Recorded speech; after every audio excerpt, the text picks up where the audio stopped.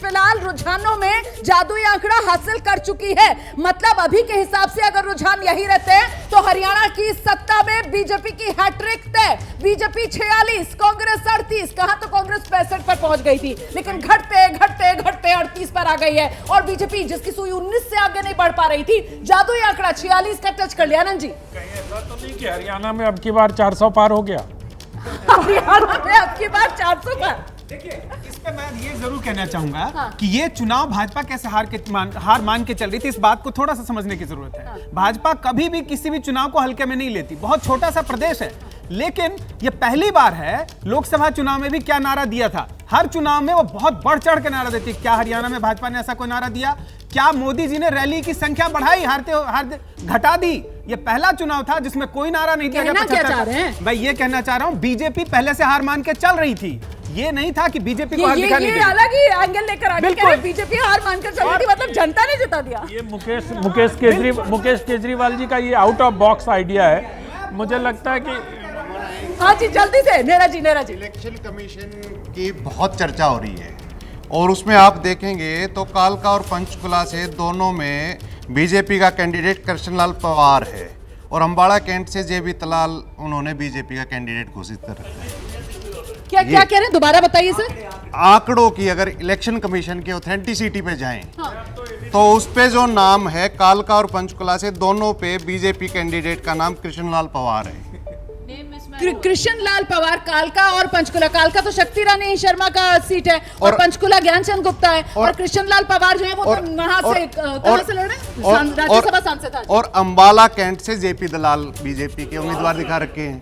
ये election commission की authenticity है वेबसाइट। ठीक है, तो अभी थोड़ा सा इंतजार कर लेना चाहिए। लेकिन फिलहाल देखिए, ये जो नंबर इस समय एबीपी न्यूज पर आप देख रहे हैं वो मैं आपको बता दूं पूरी तरीके से ऑथेंटिक नंबर है, क्योंकि हमारे ग्राउंड पर जो रिपोर्टर्स मौजूद है अलग अलग काउंटिंग सेंटर से वो नंबर पहुंचा रहे हैं हम तक। और ऐसे में हरियाणा 90 विधानसभा सीटें, वो जादुई आंकड़ा 46 वाला बीजेपी ने हासिल कर लिया है। और देखिए 2 घंटे होने जा रहे हैं गिनती को और लगातार बीजेपी जो है वो जादुई आंकड़े पर डटी हुई खड़ी है। कांग्रेस लगातार नीचे खिसक रही है। कांग्रेस 37 पर आ गई है। आईएनएलटी देखिए आप किस तरीके से अब 3 सीटों पर बढ़त बनाए हुए नजर आ रही है। अन्य के खाते में 4 सीटें जाती हुई नजर आ रही है। हरियाणा के रुझानों में बीजेपी को बहुमत नजर आ रहा है। और ऐसे में मुझे लगता है कि थोड़ा सा यहां पर मुझे बताया जा रहा है कि शायद जो आप देख रहे हैं वो कुछ गलती देख रहे हैं आप, क्योंकि चुनाव आयोग की जो वेबसाइट है उस पर इस तरीके की कोई गड़बड़ी है नहीं, जिसका नेहरा जी यहां पर जिक्र कर रहे थे। जो उम्मीदवार जहां का है बीजेपी का, उसी का नाम वहां पर वो दर्शा रहा है। शायद कुछ कंफ्यूजन हो गई होगी चेक करने में, दोबारा से चेक कीजिए नेहरा जी आप। लेकिन तब तक हम बता दें, हरियाणा और बीजेपी यहां पर ये तो बंपर जीत की तरफ बीजेपी बढ़ रही है। सर 10 साल की एंटी इनकम्बेंसी जो आ रहा था वो हरियाणा को लेकर सबसे बड़ा ज्ञान और सबसे बड़ा पंडित चुनावी बन रहा था, कह रहा था नहीं जा रही है बीजेपी, कांग्रेस आ रही है, और मामला तो उलट गया। देखिए, अगर यही ट्रेंड रहता है, 1 घंटा और चलता है जैसे आदेश ने कहा, बिल्कुल सही है। एक ऐतिहासिक जीत होगी बीजेपी के लिए। और ये सिर्फ यहाँ नहीं होगी, ये फिर आने वाले चुनाव जो महाराष्ट्र में भी कहा जा रहा है कि रूलिंग गठबंधन बहुत पीछे है, बड़ा क्राइसिस है, तो ये फिर आगे जाके भी किसी और तरीके से रिफ्लेक्ट होने वाला है अगर ये जीत इसी तरह होती है और ये बरकरार रहता है। मतलब फिर तो चुनावी बाजीगर, बीजेपी चुनावी बाजीगर। हर कोई कह रहा था हरियाणा हार रहे, हारी बाजी को जीतना जिसको आता है, बाजीगर वही कहलवाता है। हरियाणा का नंबर बदल गया है, हरियाणा का नंबर बदला है। वैसे जादुई आंकड़े से बीजेपी घट गई है, 44 पर आ गई है। कांग्रेस थोड़ा सा बढ़ गई है, कांग्रेस 40 पर आ गई है। लेकिन एक मिनट, जरा बाजीगर पर तो चर्चा हो जाए ना। बाजीगर, चुनावी बाजीगर। मैं अब भी कह रहा हूं उन बाजीगरों पर फोकस करिए जो हरियाणा में सुनामी ला रहे थे। 65 सीटें 70 सीटें एक तरफा बता रहे थे कि कांग्रेस पार्टी जीत जा रही है। हमारा ये सोर्स, किसी को बीजेपी का सर्वे पता, किसी को कांग्रेस का सर्वे पता, जनता का सर्वे किसी को नहीं पता था। जनता जो कर रही है वो अपने हिसाब से कर रही है, अपने हिसाब से करती है। इन लोगों पर सोचना चाहिए। बड़ा प्रश्न, मतलब सुनामी नहीं आने वाली है, हार जीत अभी अपनी तक जगह, लेकिन सुनामी नहीं आने वाली है। मामला करीबी है, क्लोज है। और 10 साल की एंटी इनकम्बेंसी के बाद भी अगर ये नंबर रहता है तो मुझे लगता है फिर तो कांग्रेस को मंथन कर लेना चाहिए। पंकज जी, नहीं, बड़े हैरत की बात होगी, पर वो नायब सिंह सैनी ने कहा था ना कि हमारी तैयारी पूरी है, बना रहे हैं हम सरकार। अब पता नहीं क्या हो रहा है। अगर ये आंकड़े रहते हैं तो क्या कहा जाएगा, बाद में तैयारी कर दिया। वैसे ये रहेंगे नहीं आंकड़े, आंकड़े ये कायम रहने वाले नहीं है। ये तो सर ऐसे बयान लगते हैं, फिर आप लोग कह रहे हैं अंगूर खट्टे हैं। मतलब वो बचपन वाली कहानियां याद आ जाती है हम लोग को जो पढ़ते थे हम लोग स्टोरी बुक में। हाँ जी, आंकड़ों में जो अंतर अंतर था जो करीब 7 रुझानों का था वो अब घट गया है। BJP 38, Congress 36, INLD 1। बढ़ गया। अभी बीजेपी 38 और कांग्रेस 31 पर थी। अब दिबांग बता रहे हैं चुनाव आयोग की कह रहा है बीजेपी 38 और कांग्रेस पहुंच गई है 36 पर। चुनाव आयोग की वेबसाइट पर भी फासला कम होता हुआ, कांग्रेस थोड़ा सा आगे होते हुए। और यहां हरियाणा 90 विधानसभा सीटें, एबीपी न्यूज की स्क्रीन आप देख रहे हैं। बीजेपी जादुई आंकड़े से नीचे आई है, 44 पर आ गई है। कांग्रेस 40 पर पहुंची हुई है। हालांकि जादुई आंकड़े को छूकर कांग्रेस जिस तरीके से अचानक से गिरी और अब मामला जो बराबरी का नजर आ रहा है, सुनामी मुनामी नहीं आ रही, मतलब किसी की हार जीत का फैसला हो रहा है यहाँ पर। नेहरा जी नहीं, अभी तो वही बात है, चीजें आएंगी जब निकलेंगी ग्राउंड। कब निकलेंगी सर? 2 घंटे तो हो गए काउंटिंग के। नहीं, अभी तो 2 राउंड। अब डर गए आप लोग, नहीं, अब डर गए, नहीं, बोल नहीं रहे। अभी तो सब 60, 65, 67 कांग्रेस को दिलवा रहे थे। टोटल राउंड कितने होते हैं? अमूमन 16-17 राउंड होते हैं। अरे थोड़ी हिम्मत लीजिए, वहां से नंबर से हिम्मत लीजिए। आप देखिए बीजेपी 43 पर आ गई है, कांग्रेस 42 पर आ गई है।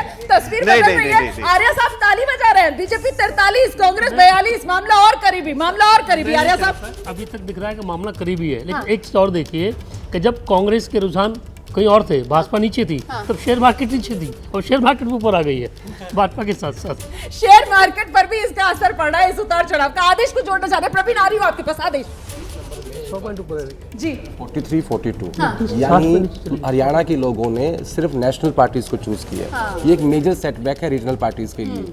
आपने पार्लियामेंट में वोट नहीं दिया रीजनल पार्टीज को, समझ में आता है। विधानसभा चुनाव में रीजनल पार्टीज का ऐसा नंबर है 2 INLD और 3 अदर्स, यानी सिर्फ टोटल 5 और 85 सीटों पे 90 में से 2 पार्टियां खड़ी हैं। जबकि बेचारे वो दुष्यंत चौटाला नहीं है, पूरे चुनाव प्रचार में कहते थक गए। बड़े चौटाला साहब कहते थे रीजनल पार्टी को चुनना, लेकिन मामला तो यहाँ पर राष्ट्रीय पार्टियों के इर्द-गिर्द ही सिमट रहा है हरियाणा में, जो पॉइंट यहाँ पर आदेश रख रहे थे। हाँ जी, क्या होने वाला है? तो बराबरी का मामला आ गया। बीजेपी 43, कांग्रेस 42।